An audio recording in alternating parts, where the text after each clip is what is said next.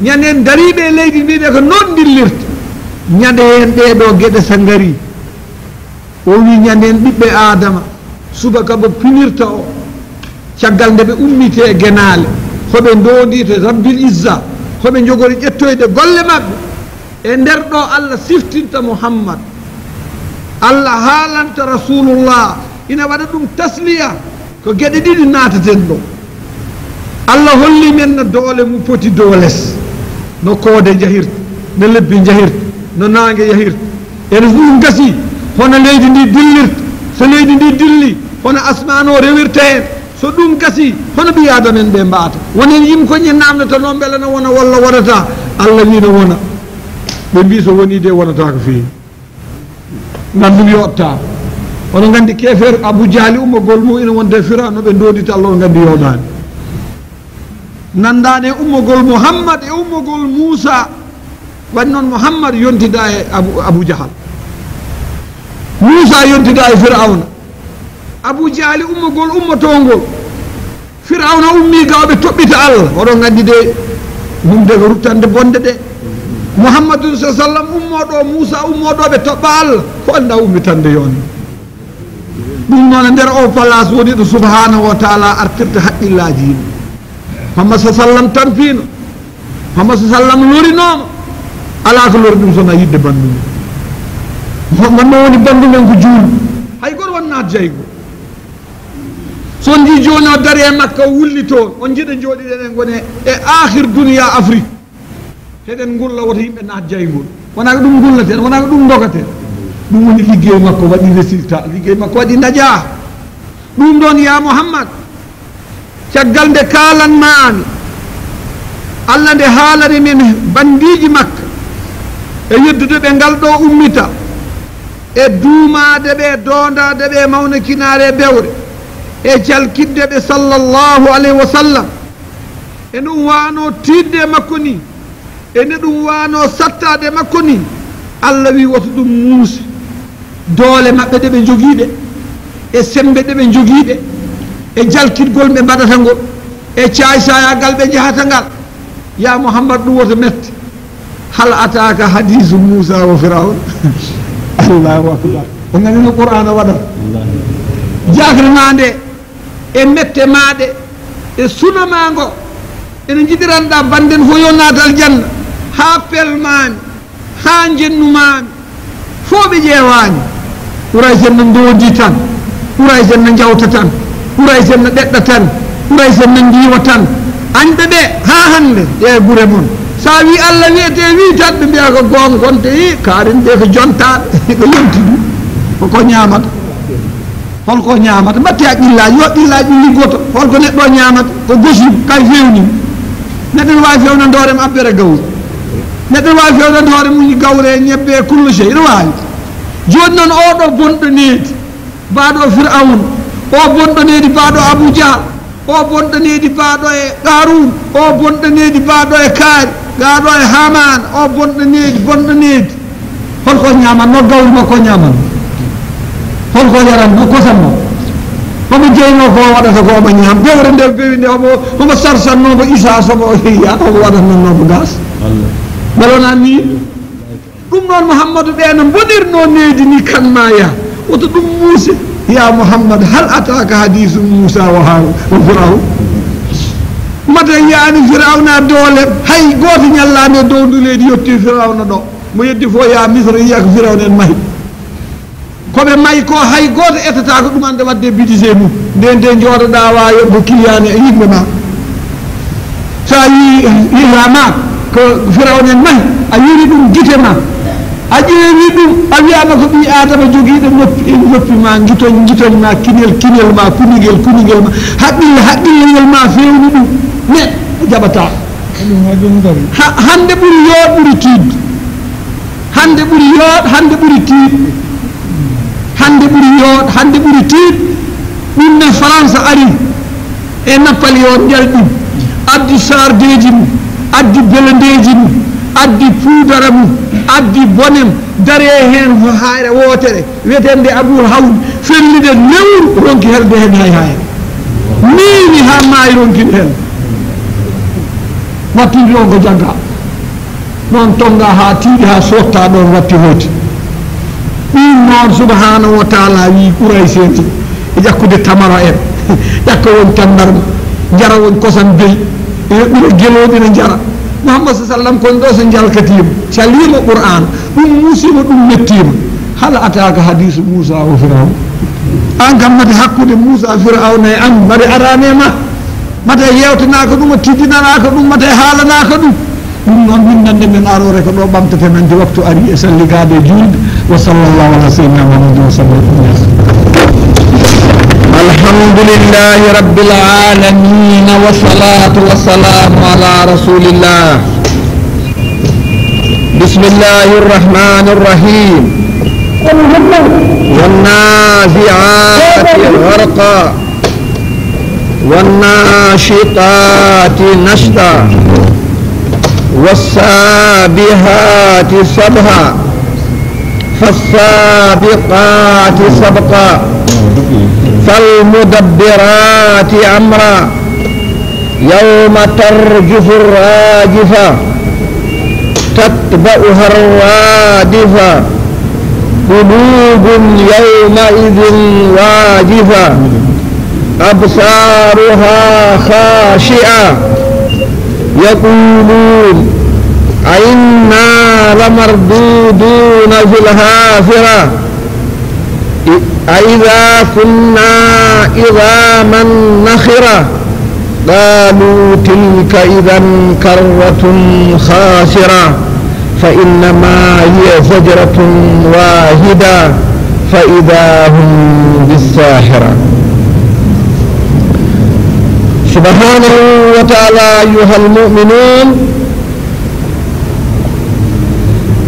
الله تبدو توبة o wondiri ummital makko wi men la rayba fi sikki ala ummital e nder ko wondade men ko ummital qur'ana ina heewi gondoje wonɗo wondiri wassafati saffa ɓono wondi ɗon koye tawhid waɗi noon akhiru wondore nde inna ilahukum lawahid o wondiri wonde rasul sa sallam ko goongo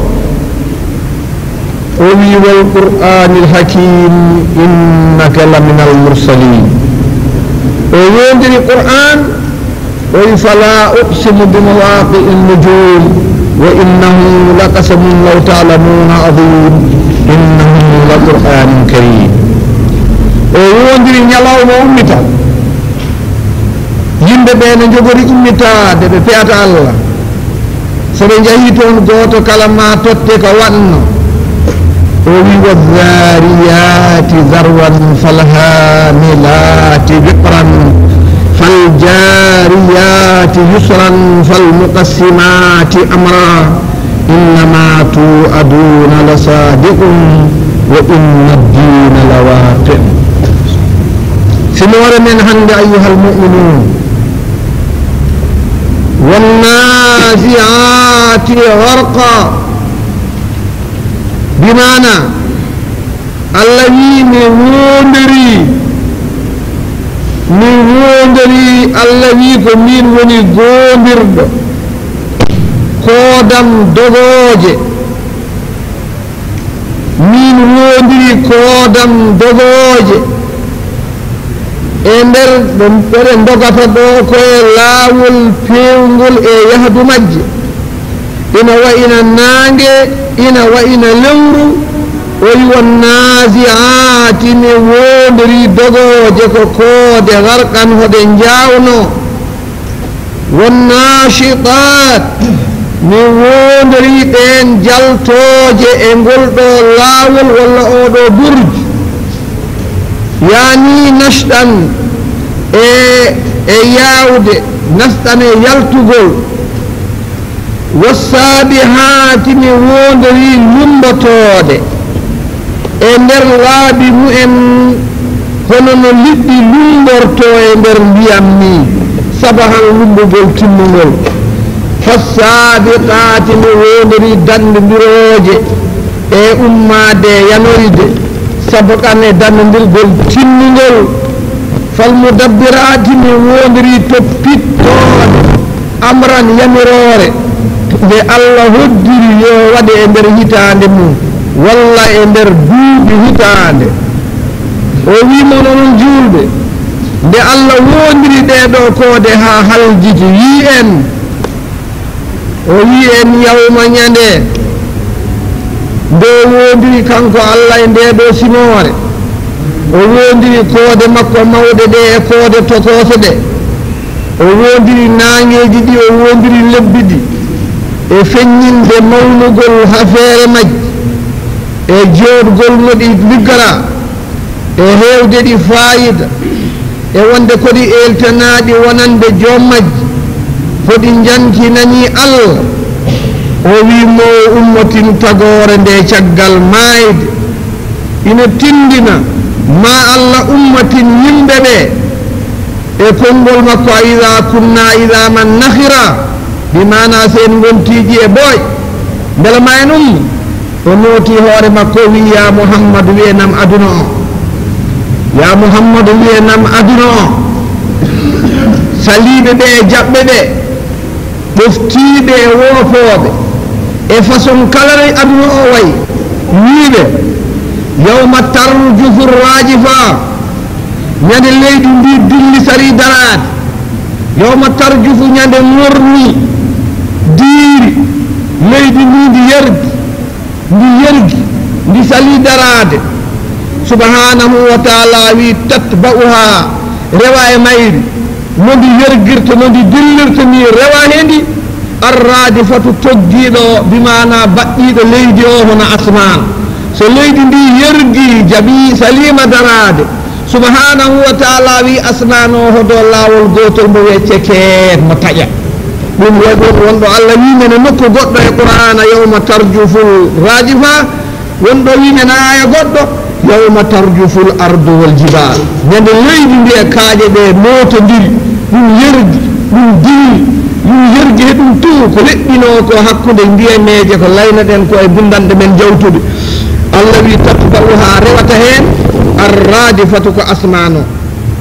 siko tawi asman o rewi hen asman o no waɗi koode ɗe caro mbijito koode ɗe kelan tokkito ɗum tagi goto sahabaɓe biyeteɗo Ubay ibnu Ka'b e huffaz qur'ana en fi ayyami rasulillah e huñinoɓe ndeɗo deftere de nelaɗo wuuri nde wiyete ko Ubay ibnu Ka'b o wi sallallahu alayhi wa sallam wi siko tawi nayɓal jemma yawti nelaɗo daratono wiya ayyuhannasu udkurullah yimɓe ciftere Allah jaati rajifa tatba'uha radifa dillere leydi ari asmani na rewa hen o wi ɗumen jaa al mawtu wa ma fihi kala ko woni e maayde fof nani huccite mon naara o wi Aba Hurayrata wi nelaɗo sallallahu alayhi wa sallam wi tarjufu l ardu rajfan wa tuzalzilu bi ahliha ley asman o no yergande nde alaɗo haaji yimɓe ɓe gona huurade mbawa darade dow leydi he ko ñanden woni yawma tarjufu rajifatu tatba'uha radifa ñande hen ɓiɓɓe adama ayyuhal mu'minun ɗumrugun ɓerɗe yimɓe pinata on subaka yawma idin ñande hen wajifatun ko ɓerɗe ɗe no kuli no feewi bimana ɓerɗe saliɓe Allah ɓe no kuli no feewi dhalika annahum badama ayanu ma kana ar-rasulu sallallahu alaihi wasallam yadhkuruhu lahum ويشاهدونه في دنياهم ولم يؤمنوا به تضطرب نفوسهم مخافة أن يهل بهم ما أنذروا به كما هي حال من تهدده بعقوبة إن لم يقلع عن جوائره يهلع قلبه إن شاهد بوادر تنفيذ سبحانه وتعالى قلوب يومئذ واجفة برد بيت آدم يندين كل نفيذ absaruha gite yimɓe ɗe ne futtini ne ƴeewa kono khashi'atun gite ɗe ko koyɗe khashi'a bimana dalila koyɗe gite koyɗe waɗi noon so neɗɗo ƴeewi ko huuɓani walla ƴeewi ko kersata a wawa ɗum laaɓede no ɗum woori e no ɗum wayi ɗum tagi subhanahu wa taala wi oɗo ñalawma hay goto ƴewata ko laaɓi ɗum taki subhanahu wa taala haalani men ɗo konguɗi tati ɗi istabidu biha amras ba'as yani ɓe mbi yawmal qiyamati daratako ɓe jalkiti ɗum ɓe jalkiti muhammad ɓe jalkiti julɓe ɓe namni allah na jaabo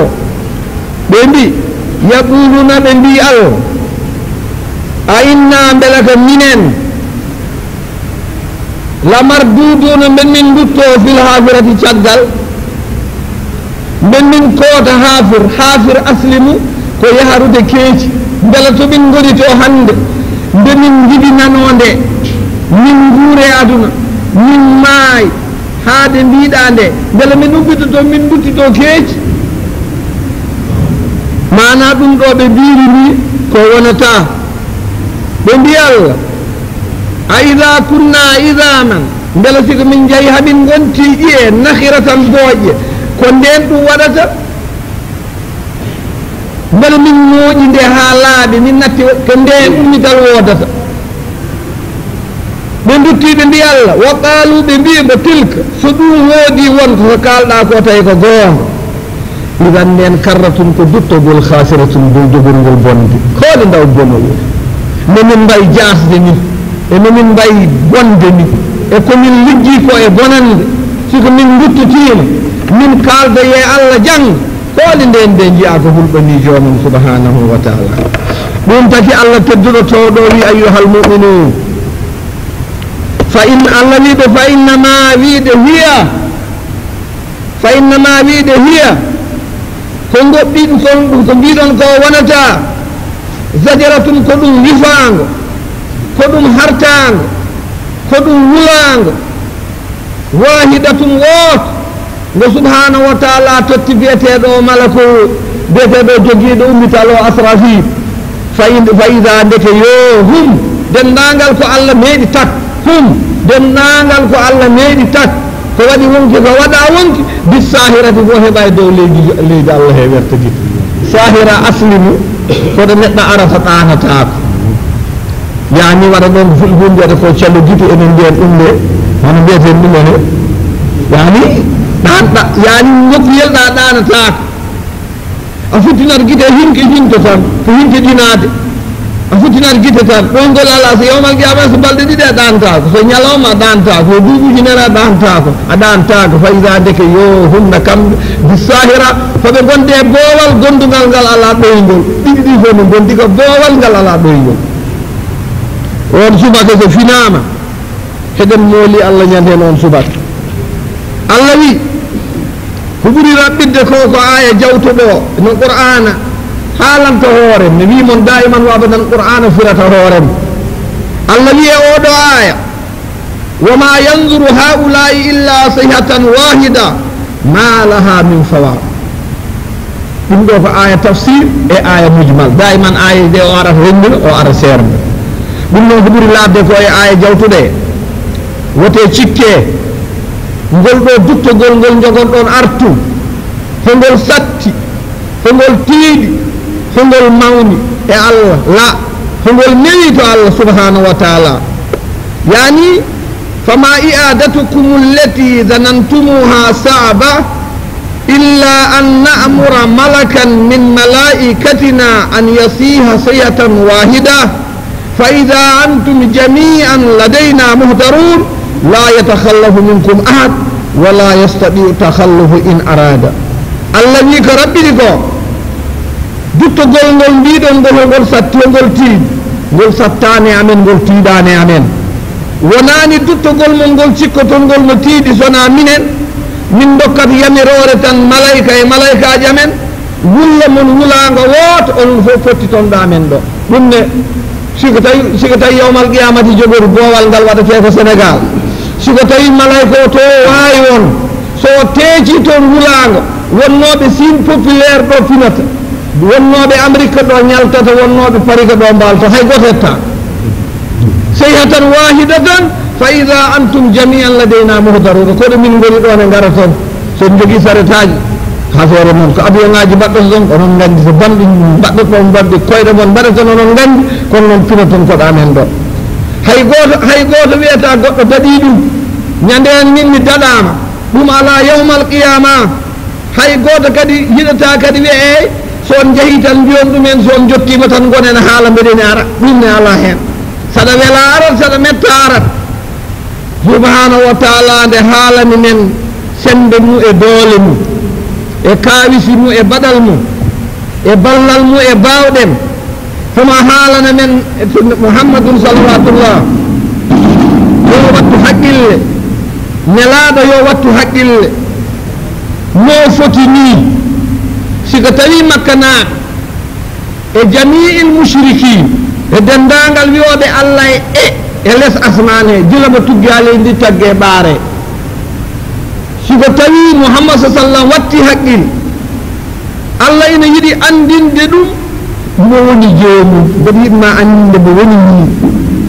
ko gandiɗanmami ko min woni niin heɗomi haalanma ɗum siko tawi joni ɓeɗo wiyeteɓe ko Quraysh en e mushriki ummatak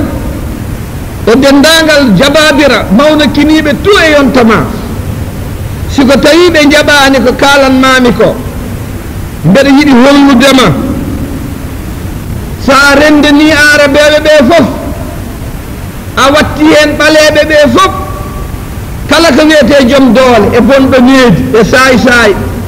gila namaruda bun kanana en gila buktu nasara en sa rendeni ɗumen ndewɗa abou jahali en ndewɗa ɓe jottaki firawna ɗo ɓe jottaki firawna sogol e sembe e doole e fayida ɗum noon siko tawi makkanaɓe ɓe jaɓani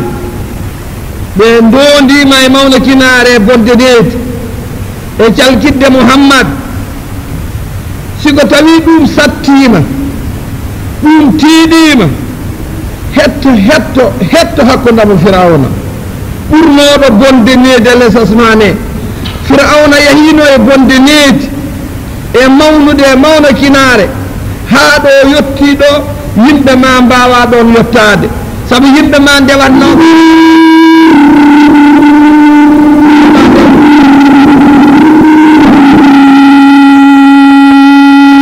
nana boniri needi ni no firawna mawni kiniri ni kay ɓuri yimɓe ma fof so ndendinama firawna wurduno koye Moussa haqqille ma yo art ko ɓe bone ma needi ko ɓe makkanaɓe ɓeɗo mushrikina zaman ma ko bone ma needi ko ya muhammadu woto ɗum muusi wattu haqqille keɗoɗa firawna e bandiyagal mum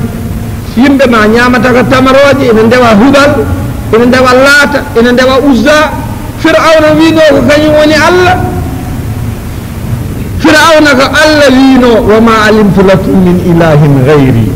wa ana rabbukumul a'la ko min firawna ko min wino ndeke noon firawna ñallino e ndiɗo leydi ina wonde bonde needi ina wonde sayagal allah rokki ɗum baawal rokki ɗum baawɗe rokki ɗum kattanɗe rokki ɗum muñal rokki ɗum doole rokki ɗum laamu rokki ɗum sembe rokki ɗum ɓuwode ñallane dow asmane yette ɗum ɗo subhanahu wa taala sifima firawna gasata firawna kaada firawna wa Moussa an yakuna nisfal qur'ani seeɗa wona feccere qur'an ala simoje ɗiɗi garoje e qur'an sona firawna Moussa ngari ɗum noon siko tawi ko firawna wano ni tehani ni hono abou diali tehirtani hono walid ibne al mughira tehirtani hono as ibnu wa'il tehirtani hono umayyat ibnu khalaf tehirtani firawna de bonde needi mum ari nde koko teddiniranmi ɓiɓɓe adama mbardumi ɗum teddinirte ɓiɓɓe adama ko ndiyam ko hen namnumi ɗum ha faali putti ɗum noon ya mouhammadou wattu haqqille siko tawi yim koye ma koñ ɗo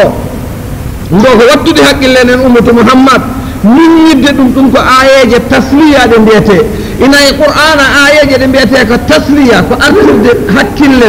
noddowo allah yo muñat sa salama sa yennama sa ƴattama sa ɓittama sa lorlama sa warama sa haɗama ñaam haɗama yar haɗama hot haɗama res jawdin jabtama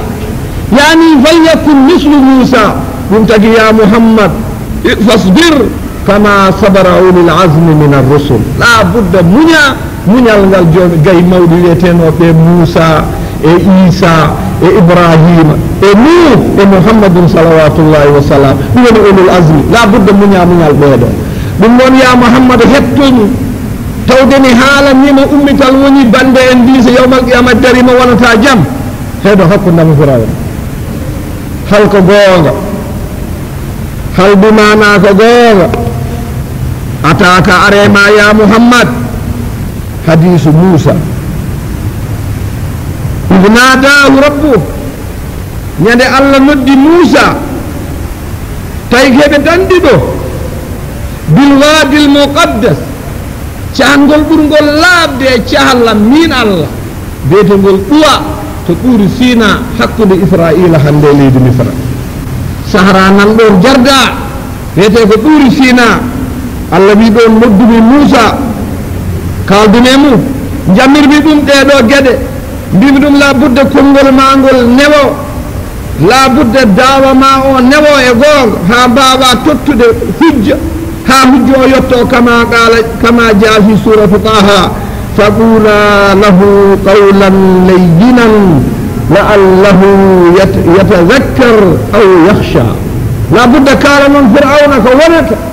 wote jotte tan mbiye ɗum minen de ko Allah neli min sa jaɓani Allah watmani andi anandi nelaɗo mo famani nelal ko ni wiya tawde no wonde joom doole ayi siko lamɗo joni so neli joni garde walla neli joni ɗinin so garde yettima tan kañum hella waɗata ayi wan noon to ɓaggi to no ñeeri no tiiɗi Allah noon no foti sembe ni ina ande o misnittake Firawna doole o wi Moussa sa yeehi haalamde ko ɗaati omo wawi diwde ɗo ɗo ñabbuma ɗo mbarma ɗo subhanahu wa taala oɗon gandi omo hawni gadawal gadar no hulɓani oɗon gandi hono Moussa en mbarama hoto seydina Zakariya en hoto seydina Yahya en Allah no jooɗina ƴeewa ɗum no mbiɗen haala kala nde warate nde sa wi piib mi tuma annabaɓe deƴ tan ha dandem itte ɗum noon an Moussa labudda muña labudda ndeeƴa ɗum noon Muhammadun sallallahu alaihi wa sallam hetto mbeɗa haalanma ɗo ndewata fattabi nahja wasluk sabila yakun dhalika aqrabu lil fawzi bi bughyatik wa bulughi matlabik kama faza Musa wantasar yani subhanahu wa ta'ala wiide Musa goram ley Allah noddima nde e caangol laamgol to ɓuuri Sina to laddeji jeerendeji leydi Sam caggal de jemma o tiiɗi mbo mawni Allah wi e heyma Musa tinani matani no yaha tan ha soyni fooyre tan wii fooyre de wonataɗo neɗɗo wonani tan Musa yawni toɓɓe fooyre